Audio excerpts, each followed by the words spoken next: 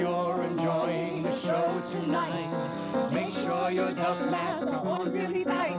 Eat hearty and drink up, don't be a prude. The fumes, talk, and attitude, the taste of our food.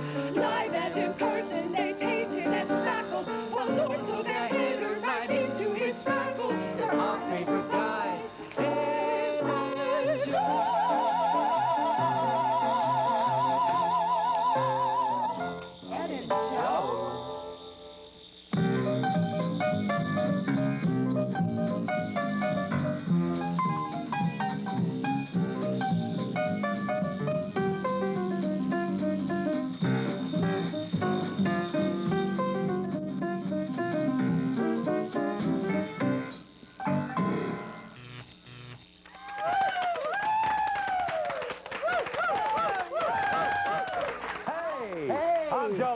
And I'm Ed Feldman. Welcome to the Furniture Guys Dinner Theater. We got a lot in store for you tonight. Enthusiastic crowd, although it is kind of thin. Well, so's our hair. So eat, drink, and be merry. I recommend the Manhattan cocktail. And don't forget to tip your waitresses and your waiters. So we've got a lot of finishes to show you tonight. Let's get to the first one. Let's do it now. Hey, here we are at this project. Our mule chest. It's a mule chest. Mule chest. Why is it a mule chest? Well, it's knows? like a mule. It's got a lot of uses. You can put things in it everywhere, and it's made out of oak. But there are no ears. This is red oak, too. You know, red oak is more plentiful than white oak. That's why they make so much stuff out of it. That's why a lot of cabinet makers use the red oak. The white oak costs a lot more. And what are we going to be using on this red oak today? We're going to be using a gel stain. A lot of people write in letters about gel stains. Well, this is a gel stain, and the gel stains are so neat that you don't even have to use an apron, so we're just going to throw it away. You don't? You don't need an apron. It's not going to splash around or anything. Look, we got nice shirts on, too. Well, now, the first thing you want to do is take off all pieces that are removable. The doors, the drawers. Take the drawers out. Take the doors off. You may want to put gloves on because the gel stains are applied with a rag or with paper towels, if you like. I'll put this down here. I feel like Vince Edwards. He was a homely-looking guy, wasn't he? He really was. Like 3 miles of mud fence. Look. By the way, don't forget to try the coleslaw out there. Yeah, the salad bar has very good coleslaw. It's made with homemade mayonnaise. There we go.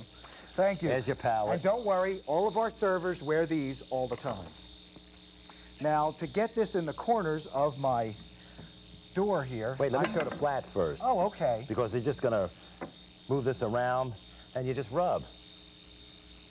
No splashing. Looks beautiful. This is a walnut stain. So it's a very neat stain. We really need our gloves more for a liquid stain. Now, to get in the corners, I'm just going to shove it in there, and then I can continue. Look at that. That's neat. That's neat and pretty. This is a walnut. I just stain. said that. Yeah, I know. You know, a lot of people ask us, when we're done at the Furniture Guys Dinner Theater with our projects, who gets them? Well, this one goes to my Uncle George. I think he's out there. He ate too much coleslaw, I think. He's out in Section C tonight.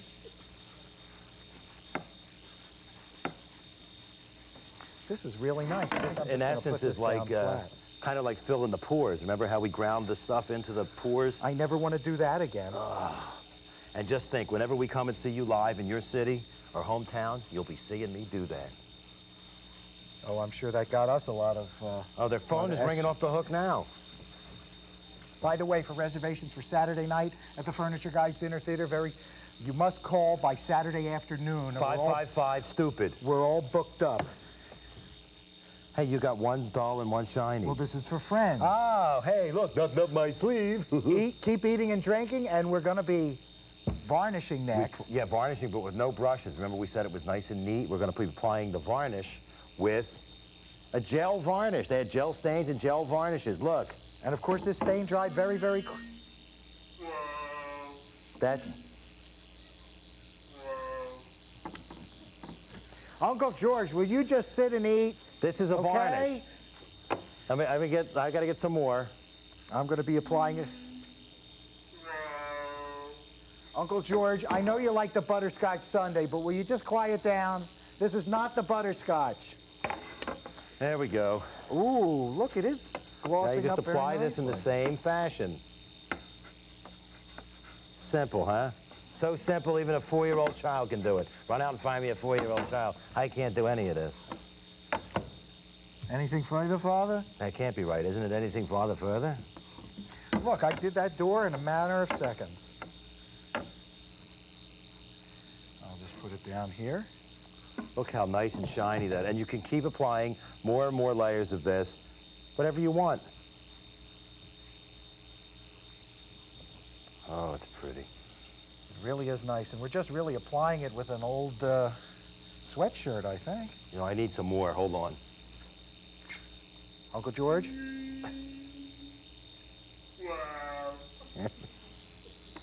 You know, that's the last time I get him free tickets. Oh, God. The last time I get him free tickets. This gel varnish is as easy as that stain. Oh, see, whether you're doing the top or what I'm doing, a drawl. A draw. A drawl. A draw. You got to let this dry overnight, and then you can recoat if you like. Great. And by the way, parties of 6 or more, free exam. You know what? What? I wonder where mule chests come from.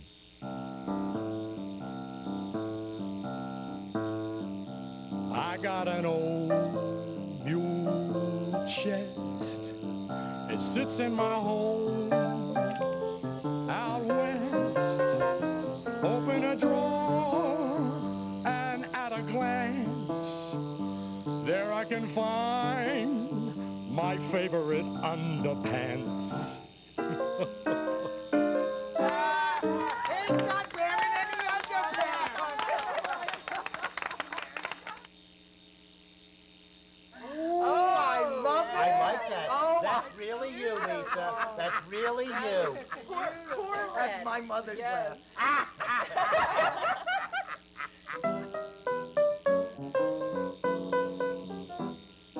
We're invited to go out stripping. Don't want folk to think we're schlepping. Where do you think our duds are kept in? Here in the gentleman's chest. It's tall and thin, fits lots of places. Got 5 drawers and lots of spaces. Plenty of room for our cable aces. Here in the gentleman's chest. Up here, I'll put my dress blue. No. Down here, I'll put my golf shoes. Why, you? This friendship is going sour. We wrote these songs in a half an hour. So this last don't even match. Here in the gentleman's chest.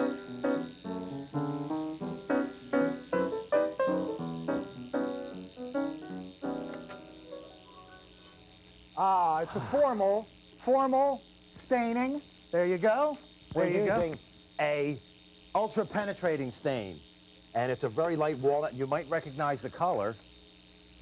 This color is exactly the color from an earlier show. We had a dining room set, which was my parents' dining room set. Yeah, right. We made that looks like something else, and we're going to make this look like something that was that. That was that. Well, I'm going to show you how they put that stain from the 50s on. We never throw anything away. Now you can... The stain and the toner and all of that. course, you can apply with a brush, as he's doing, or with a rag, as I'm doing. Now I'm going to go right for the rag. This, we mentioned it in an earlier show, this is an ultra-penetrating stain, and it's the same kind of stain that Ultraman uses. Well, you know, we used a gel stain before. Now, a gel stain is easier to use in some ways than a liquid stain because it doesn't drip. You don't have to use an apron either. But the problem with a gel stain that you don't have with a liquid stain is you got to rub it in, and this penetrates right away because, you know why, it's liquid. It tears. So you put this on and you let it dry, and then what we're going to do is we're going to mix up a toner, which is merely a lacquer that has a color in it. We'll add the same color to the lacquer.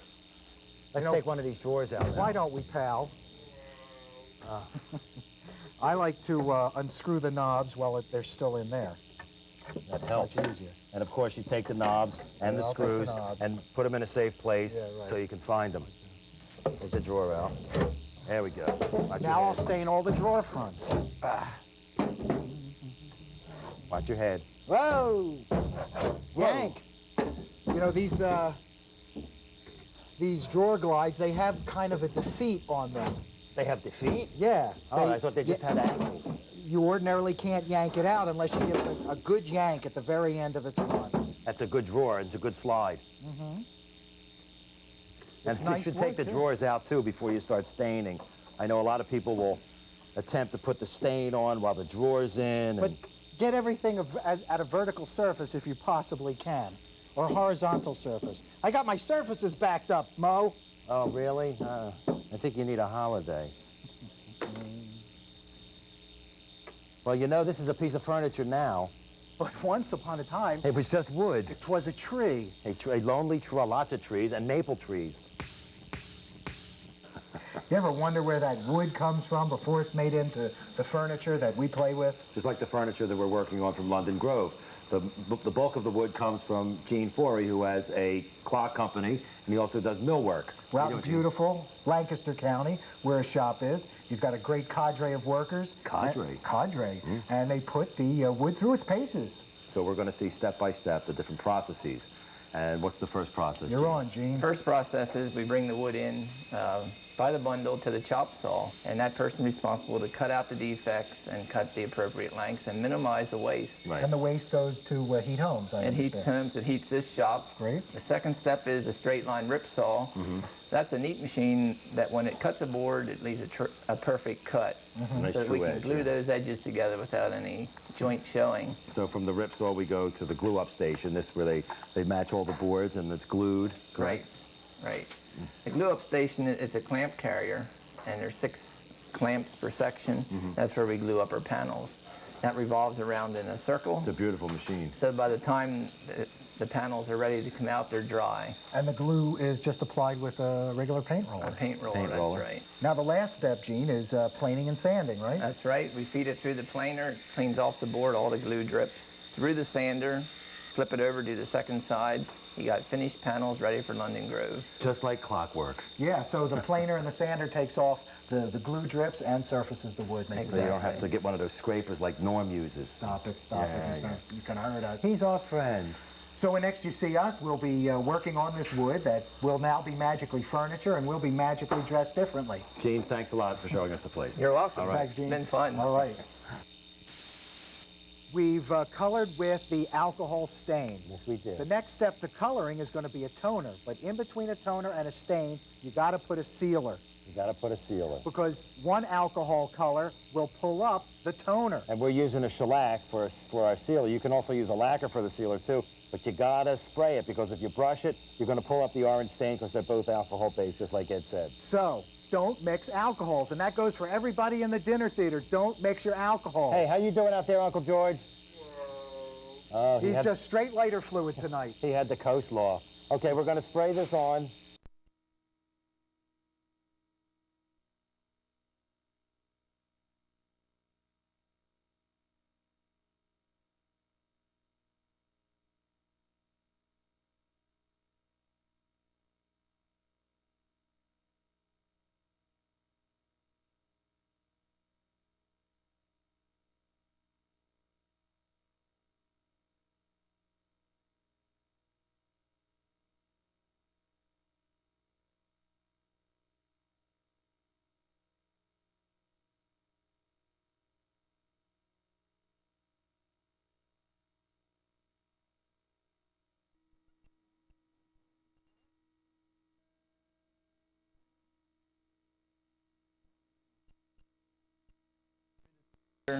Flip it over to the second side. You got finished panels ready for London Grove. Just like clockwork. Yeah, so the planer and the sander takes off the glue drips and surfaces the wood. Makes So you it don't have to get one of those scrapers like Norm uses. Stop it. Yeah. You can hurt us. He's our friend. So when next you see us, we'll be working on this wood that will now be magically furniture, and we'll be magically dressed differently. Gene, thanks a lot for showing us the place. You're welcome. All right. Thanks, Gene. It's been fun. All right.